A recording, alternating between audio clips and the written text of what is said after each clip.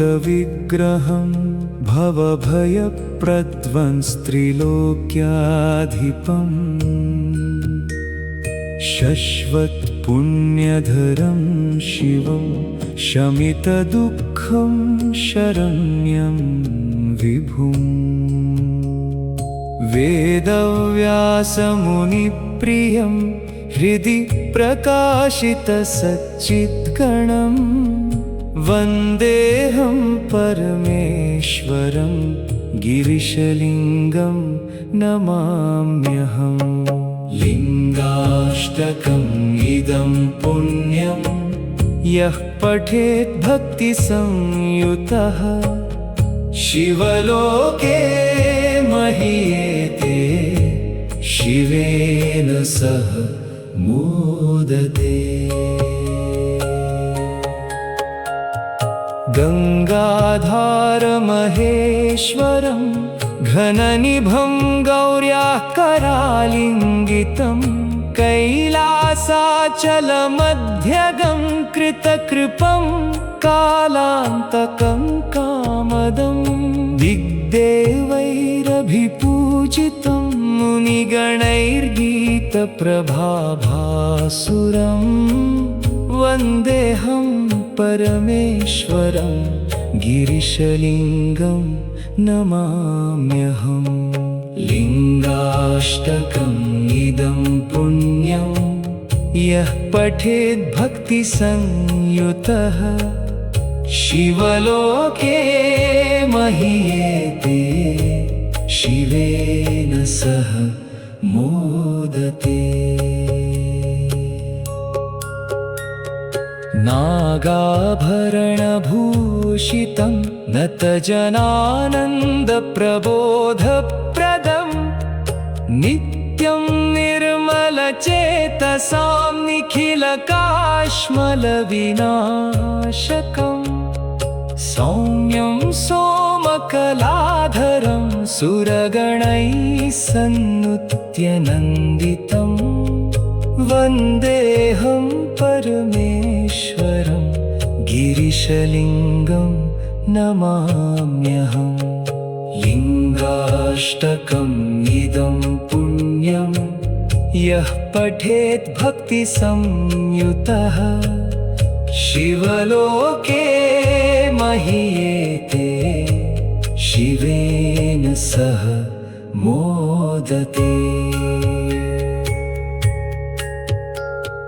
त्रिपुरान्तकवीर्ययुक्तं त्रिलोकपालैकवन्द्यं सदा त्रैलोक्यप्रथितप्रभं तरलहासोल्लासिताननं त्रैगुण्याध्वपरं परं तमनघं तेजोमयं शाश्वतं वन्देऽहं परमेश्वरं गिरिशलिङ्गं नमाम्यहम्।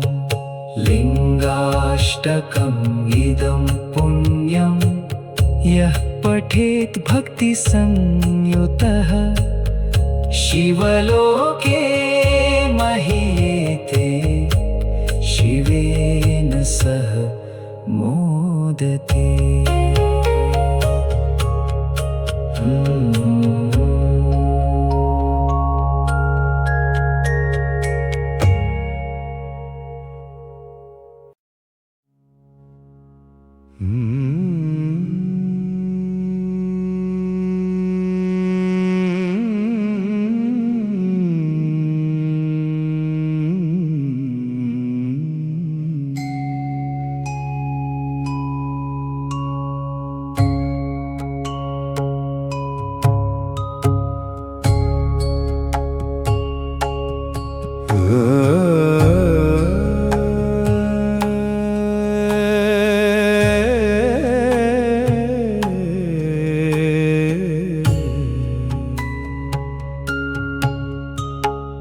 भस्मोद्धूलितविग्रहं भवभयप्रध्वंस्त्रिलोक्याधिपं शश्वत्पुण्यधरं शिवं शमितदुःखं शरण्यं विभुम् वेदव्यासमुनिप्रियं हृदि प्रकाशितसच्चिद्गणं वन्देऽहं परमेश्वरं गिरिशलिङ्गं नमाम्यहम् लिङ्गाष्टकम् इदं पुण्यं यः पठेत् भक्तिसंयुतः शिवलोके महीयते शिवेन सह मोदते।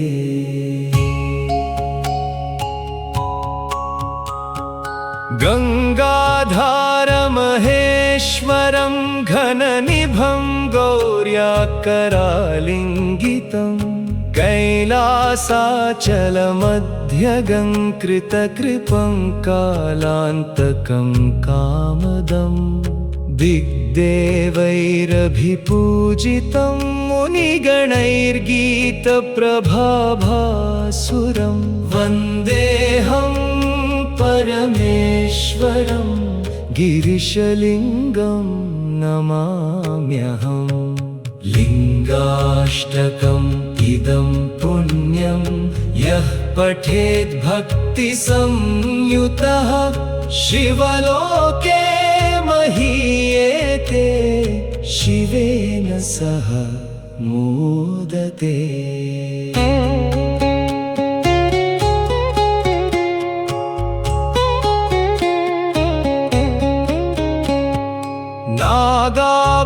नागाभरणभूषितं नतजनानन्दप्रबोधप्रदं नित्यं निर्मलचेतसां निखिलकाश्मलविनाशकम् सौम्यं सोमकलाधरं सुरगणैः सन्नुत्यनन्दितं वन्देऽहं परमेश्वरं गिरिशलिङ्गं नमाम्यहम् लिङ्गाष्टकम् इदं पुण्यं यः पठेत् भक्तिसंयुतः शिवलोके महीयते शिवेन सह मोदते।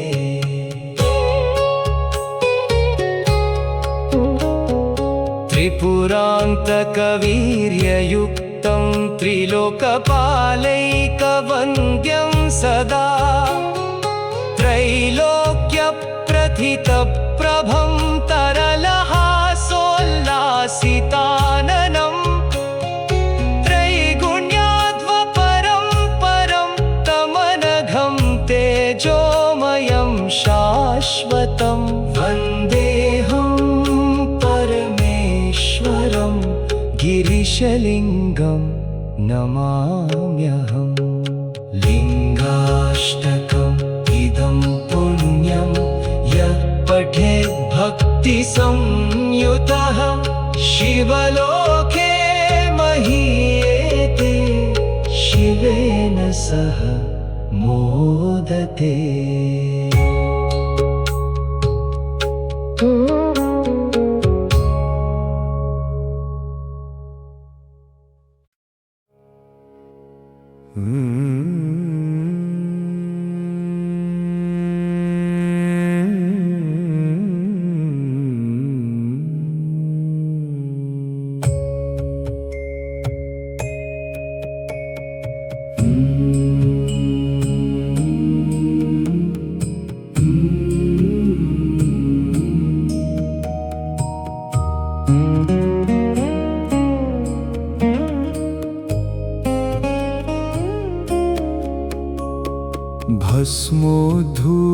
भस्मोद्धूलितविग्रहं भवभयप्रध्वंस्त्रिलोक्याधिपं शश्वत्पुण्यधरं शिवं शमितदुःखं शरण्यं विभुम् वेदव्यासमुनिप्रियं हृदि प्रकाशितसच्चिद्गणं वन्देऽहं परमेश्वरं गिरिशलिङ्गं नमाम्यहम् लिङ्गाष्टकम् इदं पुण्यं यः पठेत् भक्तिसंयुतः शिवलोके महीयते शिवेन सह मोदते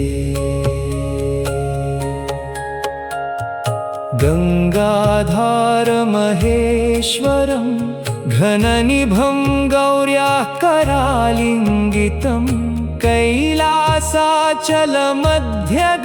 कृतकृपं कालान्तकं कामदं दिग्देवैरभिपूजितं मुनिगणैर्गीतप्रभाभासुरं वन्देऽहं परमेश्वरं गिरिशलिङ्गं नमाम्यहम् लिङ्गाष्टकम् इदं पुण्यं यः पठेत् भक्तिसंयुतः शिवलोके महीयते शिवेन सह मोदते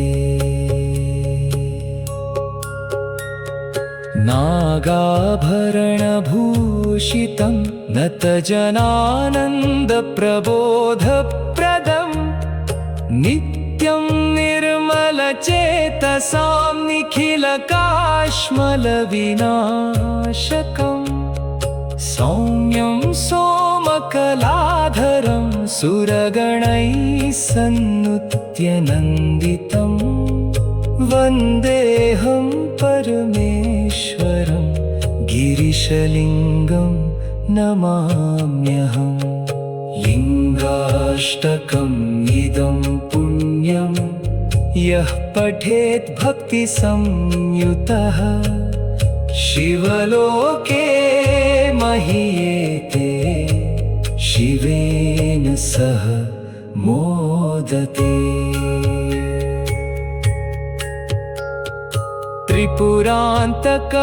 त्रिपुरान्तकवीर्ययुक्तं त्रिलोकपालैकवन्द्यं सदा त्रैलोक्यप्रथितप्रभं तरलहासोल्लासिताननं त्रैगुण्याध्वपरं परं तमनघं तेजोमयं शाश्वतं वन्देऽहं परमेश्वरं गिरिशलिङ्गं नमाम्यहम् लिङ्गाष्टकम् इदं पुण्यं यः पठेत् भक्तिसंयुतः शिवलोके महीयते शिवेन सह मोदते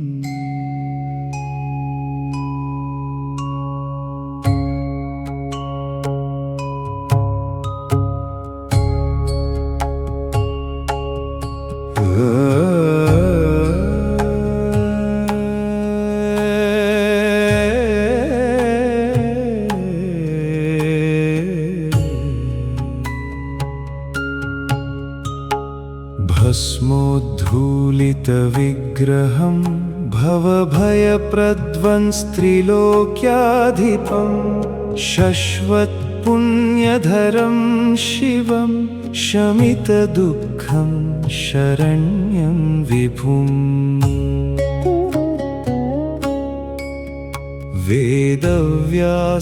वेदव्यासमुनिप्रियं हृदि प्रकाशितसच्चिद्गणं वन्देऽहं परमेश्वरं गिरिशलिङ्गं नमाम्यहम् लिङ्गाष्टकम् इदं पुण्यं यः पठेत् भक्तिसंयुतः शिवलोके महीयते शिवेन सह मोदते।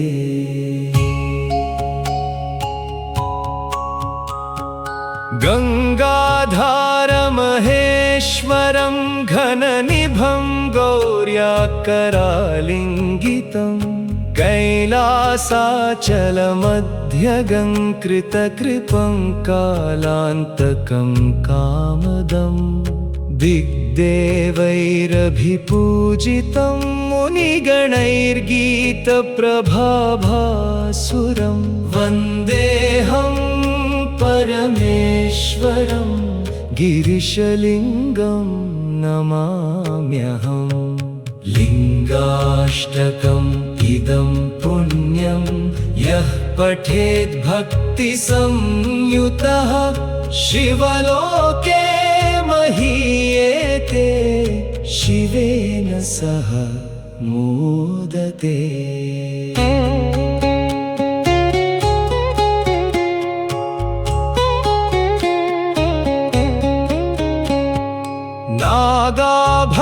नागाभरणभूषितं नतजनानन्दप्रबोधप्रदं नित्यं निर्मलचेतसां निखिलकाश्मलविनाशकं सौम्यं सोमकलाधरं सुरगणैः सन्नुत्य-नन्दितं वन्देऽहं परमेश्वरं गिरिशलिङ्गं नमाम्यहम् लिङ्गाष्टकम् इदं पुण्यं यः पठेत् भक्तिसंयुतः शिवलोके महीयते शिवेन सह मोदते।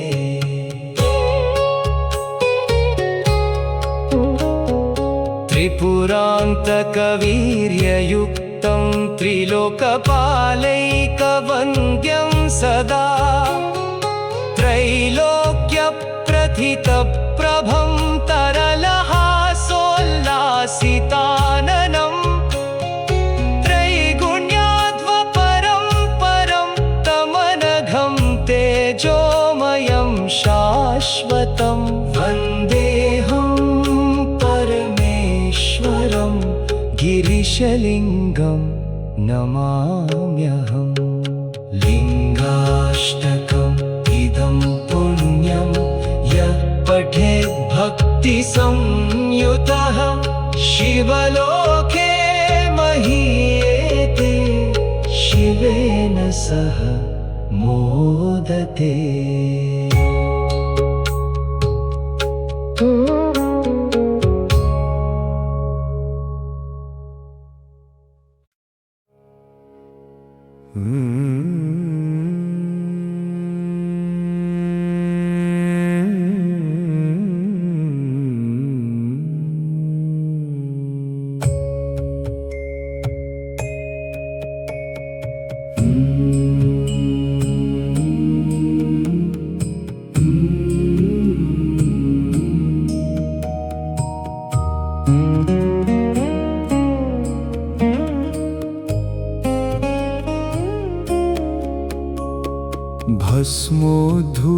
भस्मोद्धूलितविग्रहं भवभयप्रध्वंस्त्रिलोक्याधिपम्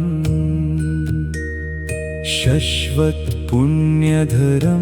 शिवं शमितदुःखं शरण्यं विभुम् वेदव्यासमुनिप्रियं हृदि प्रकाशितसच्चित्कणं वन्देऽहं परमेश्वरं गिरिशलिङ्गं नमाम्यहम् लिङ्गाष्टकम् इदं पुण्यं यः पठेत् भक्तिसंयुतः शिवलोके महीयते शिवेन सह मोदते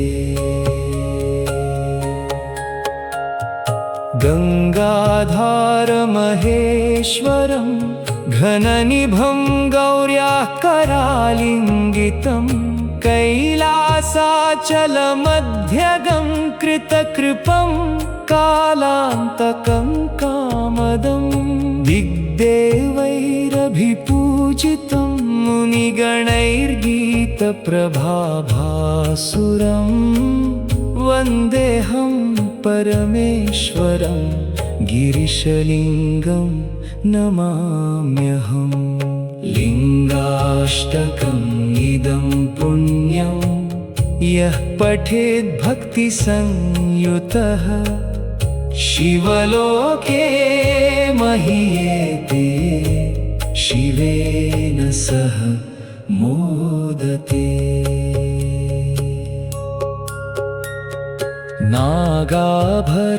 नागाभरणभूषितं नतजनानन्दप्रबोधप्रदं नित्यं निर्मलचेतसां निखिलकाश्मलविनाशकं सौम्यं सोमकलाधरं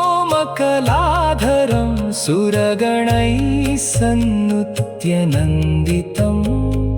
वन्देऽहं परमेश्वरं गिरिशलिङ्गं नमाम्यहम् लिङ्गाष्टकम् इदं पुण्यं यः पठेत् भक्तिसंयुतः शिवलोके महीयते शिवेन सह मोदते त्रिपुरान्तकवीर्ययुक्तं त्रिलोकपालैकवन्द्यं सदा त्रैलोक्यप्रथितप्रभं तरलहासोल्लासिताननं त्रैगुण्याध्वपरं परं तमनघं तेजोमयं शाश्वतं वन्देऽहं परमेश्वरं गिरिशलिङ्गं नमाम्यहम् लिङ्गाष्टकम् इदं पुण्यं यः पठेत् भक्तिसंयुतः शिवलोके महीयते शिवेन सह मोदते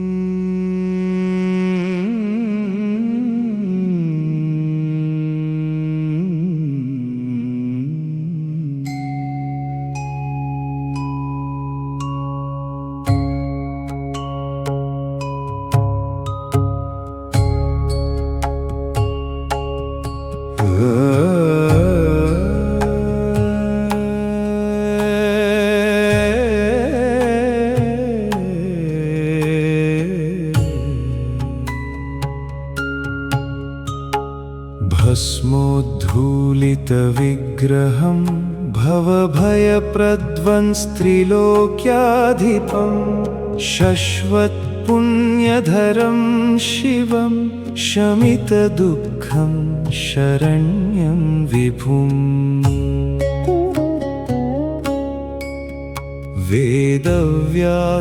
वेदव्यासमुनिप्रियं हृदि प्रकाशितसच्चिद्गणं वन्देऽहं परमेश्वरं गिरिशलिङ्गं नमाम्यहम् लिङ्गाष्टकम् इदं पुण्यं यः पठेत् भक्तिसंयुतः शिवलोके महीयते शिवेन सह मोदते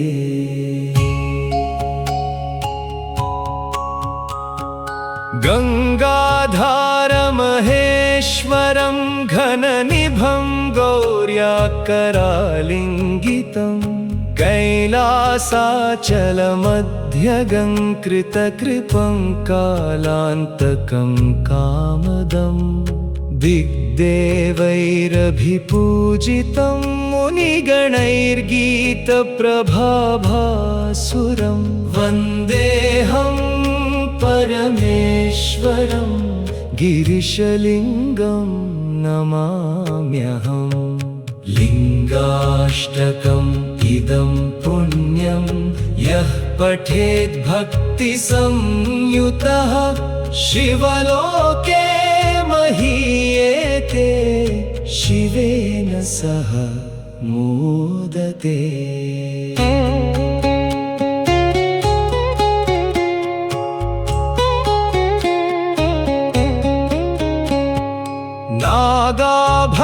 नागाभरणभूषितं नतजनानन्दप्रबोधप्रदं नित्यं निर्मलचेतसां निखिलकाश्मलविनाशकं सौम्यं सोमकलाधरं सुरगणैः सन्नुत्य नन्दितं वन्देऽहं परमेश्वरं गिरिशलिङ्गं नमाम्यहम् लिङ्गाष्टकम् इदं पुण्यं यः पठेत् भक्तिसंयुतः शिवलोके महीयते शिवेन सह मोदते।